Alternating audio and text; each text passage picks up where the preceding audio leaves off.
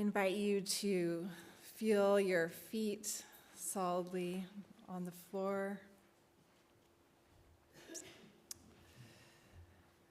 Feel the earth supporting you, however it's supporting you right now, supporting your seat, supporting your back.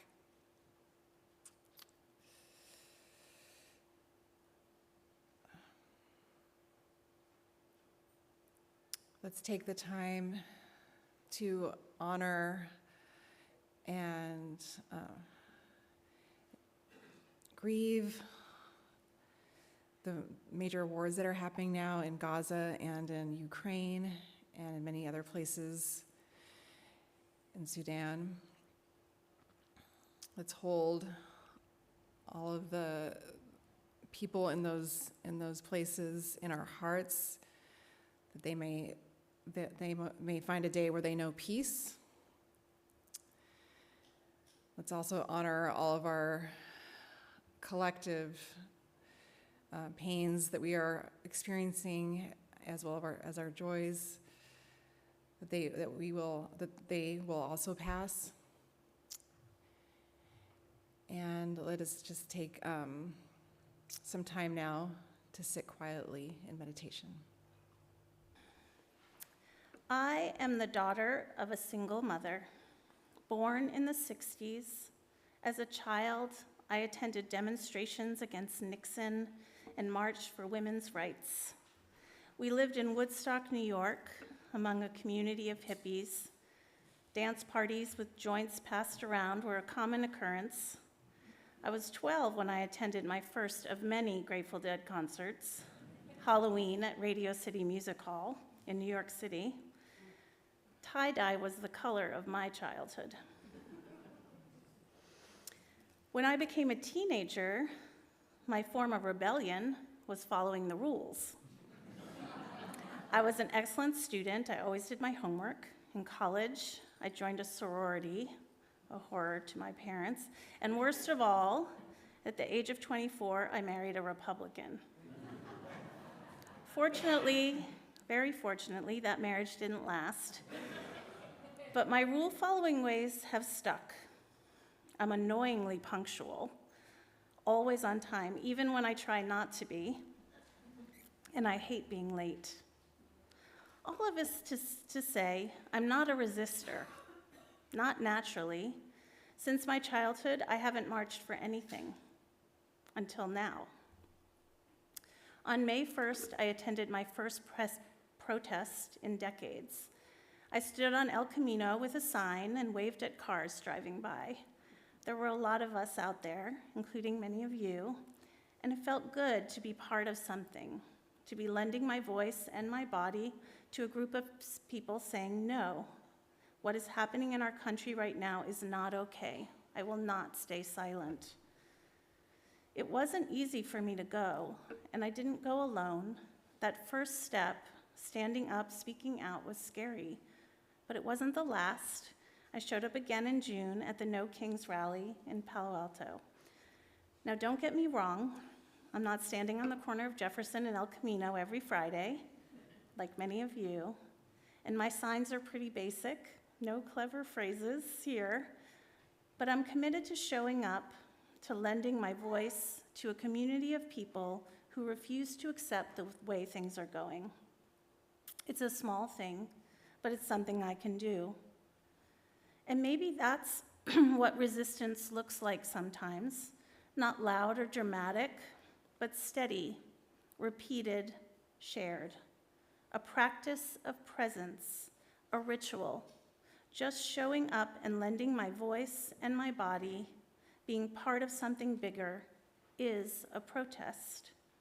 Thinking of it that way, as something small, allowed me to step forward and join in. It wasn't easy for me, but I'm glad I did it. And I plan to keep going, showing up, speaking out, and saying, this matters. Thank you. Good morning, everyone. First, I want to thank Reverend Brian Ferguson for sharing his pulpit with me today. It's good to be here. My family returned from a choir tour in Finland and Estonia 3 weeks ago. The last part of the trip was Laulupidu, a two-day choir festival in Tallinn, Estonia. My daughter's choir was one of the few international children's choirs to sing at this festival. The first Laulupidu occurred in 1869 to celebrate 50 years of the abolition of serfdom in Livonia, which was a historical name for the region on the eastern shores of the Baltic Sea. People found the festival so uplifting that they decided to have it every 5 years. It survived the Soviet occupation and kept people's hopes alive during that period. During those years, certain patriotic and nationalistic songs, such as the one that Ilana sang today, were prohibited, as well as waving the Estonian flag. You're not allowed to even show that during that time. Festival planners were also forced to include choirs from other Soviet states in an effort to depress nationalistic feelings. This year, Laulupidu included over 32,000 singers, which you saw in that first video. That included, that's not true. That video actually didn't include all of the singers.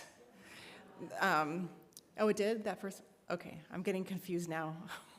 So that included all of those singers. So you saw the whole shell was included, and then also in front on the stage, on the ground level. And there were about 80,000 of us spectators in person, and it was also broadcast over national television. It's impossible to describe the overwhelming feelings that even I, as a non-Estonian, and as a person who doesn't speak Estonian, so I didn't understand the words of the songs. But those feelings that I experienced while listening to thousands of singers and surrounded by 80,000 listeners, waving Estonian flags, and some wearing Estonian folk clothing.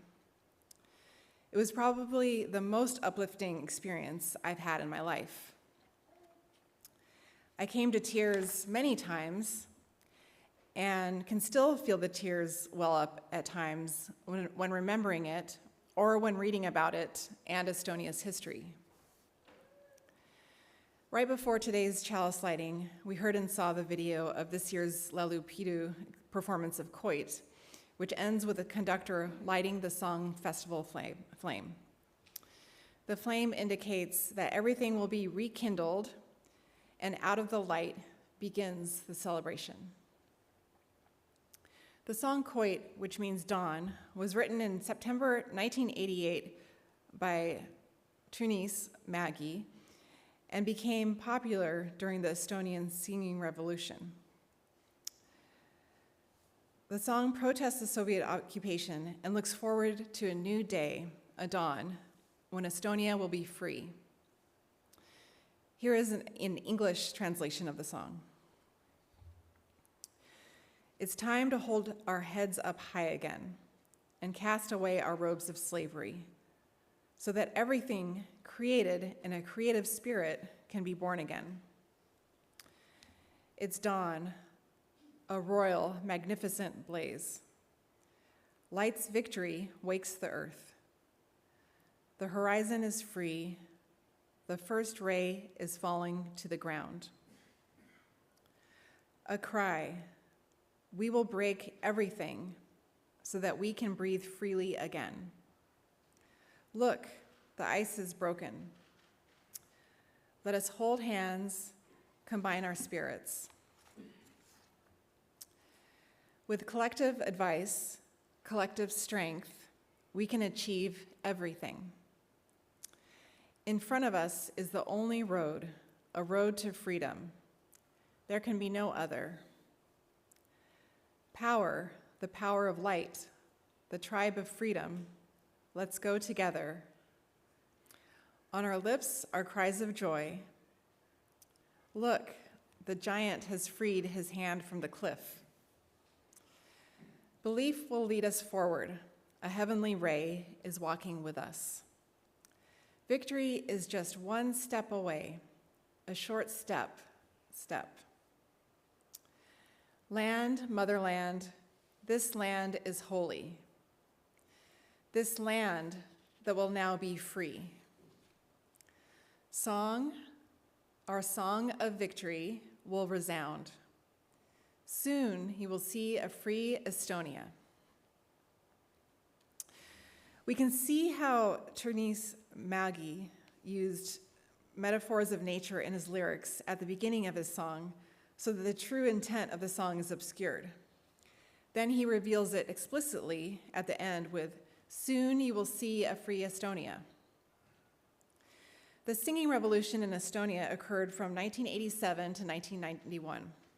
It began with mass protests of the Soviet plan to mine phosphorite, which would have caused great ecological damage in Estonia. These protests were called the Phosphorite War and included singing, demonstrations, and public speeches. Because of the mass nonviolent protests, the Soviet government withdrew its plan. Later, unions of artists, musicians, and writers organized to oppose Soviet rule, and 3 different social political groups formed: the Heritage Society, the Estonian National Front, and the National Independence Party. The Heritage Society provided education on Estonian history. The Estonian National Front advocated for the independence of an Estonian state within a loose confederation with the Soviet Union. The National Independence Party advocated for complete independence from the Soviet Union.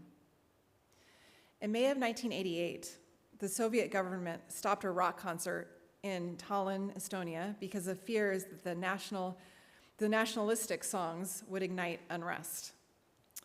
Attendees then walked 3 miles to the Song Festival grounds, which are the same grounds where you saw Laulupidu, and they continued the concert there. The crowd sang for 6 nights, holding hands and singing patriotic songs.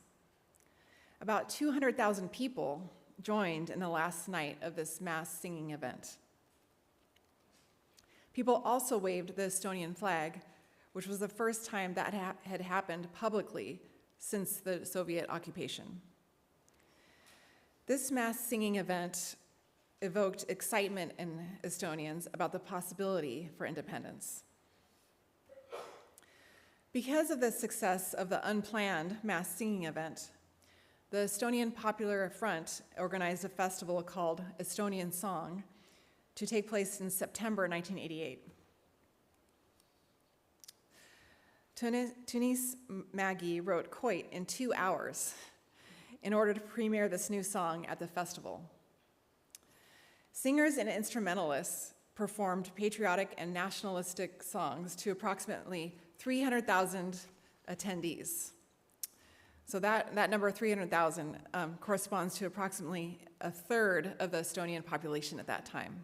So just imagine if a third of the United States was at one event. The other 2 Baltic countries, Latvia and Lithuania, had independence movements that were also organized, at least partly, by environmental groups and involved singing patriotic and nationalistic songs of their own. The 3 Baltic countries joined together on August 23, 1989, and formed a human chain that spanned 419 miles through Estonia, Latvia, and Lithuania. Independence movements in the 3 countries organized this protest to bring international attention to their desire for independence and to demonstrate their solidarity. They sang while holding hands. The Soviet government responded to the protest with intense rhetoric, but did nothing violent, and also did not attempt to bridge the gulf between the viewpoints of the Baltic countries and Moscow. Eventually, both Latvia and Estonia became independent countries in 1991 with no loss of life. Lithuania had gained its independence earlier, I believe it was in 1989, though one of its nonviolent protests was met with Soviet violence. What lessons can we take from the Baltic countries' success? One thing that I noticed while reading about the singing revolution was a lack of a single organizing figure. There was no Martin Luther King Jr. in this revolution. Instead, in Estonia, there was a consortium of both unions and activist groups. The singing revolution was led by people across different movements, together engaging in collective action. Another attribute of the revolution is that it began as an environmental movement, with Estonians protesting the Soviet plan to mine phosphorite. Estonians have a long history of ecological beliefs, and despite the crusades and various occupations by Christian countries such as Poland, Denmark, Sweden, and Germany, Estonians continue to hold on to their reverence for nature. In Estonia, the term for ecological consciousness is saving nature. Our guide for Old Town Tallinn told us that Estonia is considered one of the least religious countries in the world. But she also said, this is a quote, "We are believers. We believe in nature. We hug trees. Estonians love to hug trees."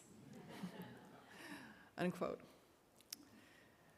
She also told us of other nature-based rituals in which Estonians engage. And my daughter, she was staying with a host family in Estonia, and one of the daughter that was a little bit, I think 13 years old, she told my daughter that they believe in rocks. So, and I know I read a little bit about Estonian mythology and beliefs, and rocks are actually really important. So, in Estonian rituals. The third lesson I received from the success of the singing revolution is Estonians people's commitment to nonviolence. It actually would have been entirely illogical for Estonians to engage in violence, as they had no army and no weapons, so they didn't have much of a choice but to engage nonviolently. In our country, we have a lot of weapons, so theoretically, we could wage a violent struggle against the state. However, I really believe that nonviolence was one of their great strengths, maybe the most important strength. The Soviet government would have suffered little impact to its public relations if it had responded violently to a violent revolution. However, Soviet President Gorbachev was promoting openness during the time of the singing revolution, and responding violently to peaceful protesters would have harmed the Soviet Union's public relations campaign with both non-Russian Soviet states and the international community. Likewise, police that respond violently to peaceful protests in the US draw a lot more consternation than violent police actions against violent protests. Less than 24 hours after I returned from Estonia, I was engaged in contract negotiations between my union and my employer.